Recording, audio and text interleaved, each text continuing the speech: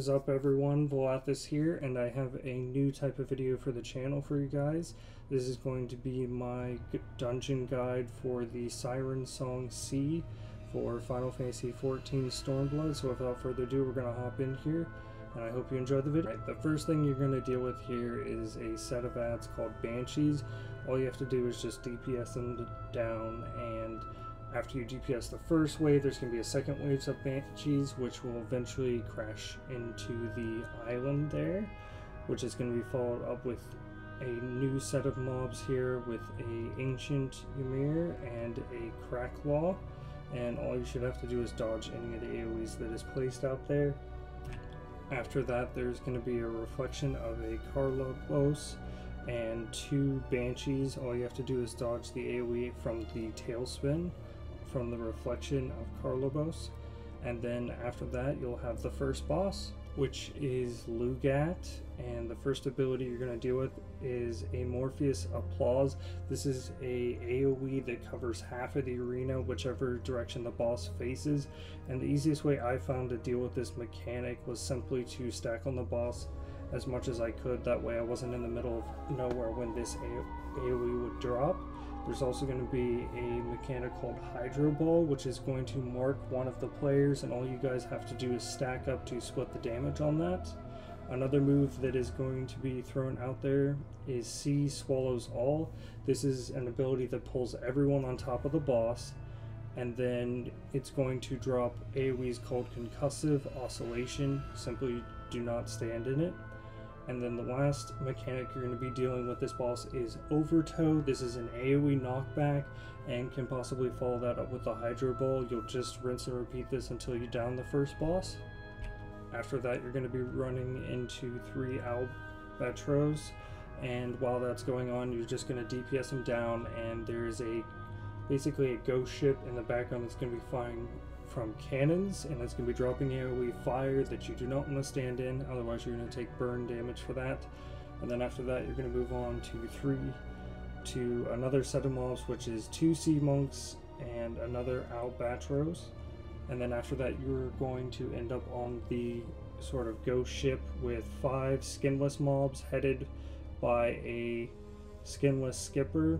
Just dodge the AoEs again and DPS them all down, and then you'll find yourself at the next boss in the instance, which is the Governor. And one of the first mechanics you're going to deal with here is Shadow Flow. This is going to lay an AoE across the arena in the shape of kind of like a windmill, and you do not want to stand in this because you will get a magic vulnerability up, which usually will be followed by Bloodbird. This is just AoE damage that hits everyone. And then one of the other mechanics is called Night Mark. This pulls a target player that is marked towards the boss, and if you stay throughout the duration, you're going to get continuous stacks of magic vulnerability up. To remove Night Mark, all you have to do is run away from the boss. And then the last mechanic here is Shadow Split.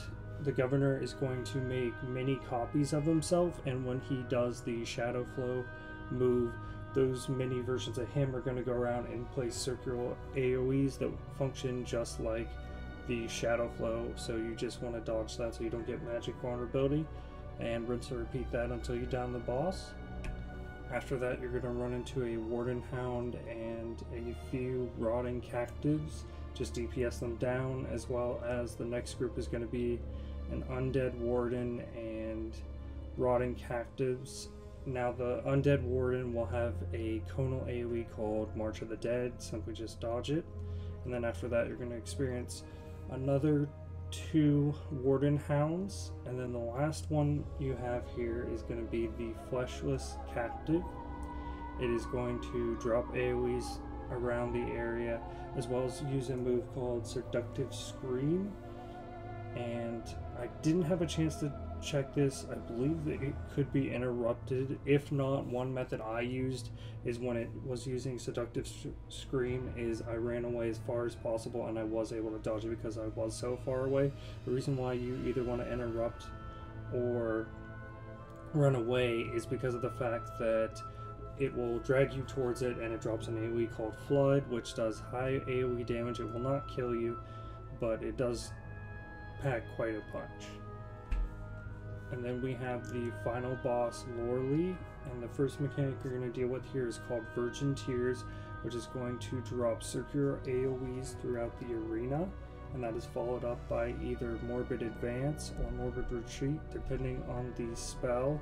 Morbid Advance will cause you to run forward for about 3 seconds, and then Morbid Retreat will cause you to do a 180 and then run about 3 seconds in that direction. The boss will also cast a skill called Somber Melody. It's just a AoE that hits everyone, and then after 60%, when Loreley casts Virgin Tears, it's also going to remove the outer circle of the arena. That's just going to cause it to fill up with the Virgin Tear AoE, and if you do run through that as well as the Virgin Tear AoE, you're going to get a bleed effect for that time you're in there, and also unlocks the boss's ability to cast Void Water 3, which is a circular AoE that you need to dodge.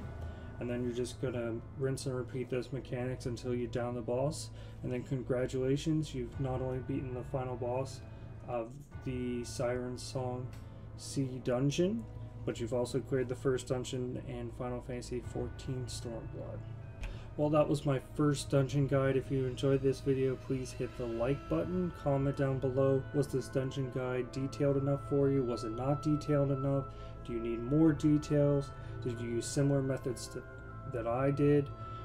And don't forget to share this video as well as subscribe to the channel. I have more Final Fantasy XIV dungeon guide videos planned, as well as more Final Fantasy XIV videos as well. And it's been a pleasure, and I'll see you in the next video. Goodbye.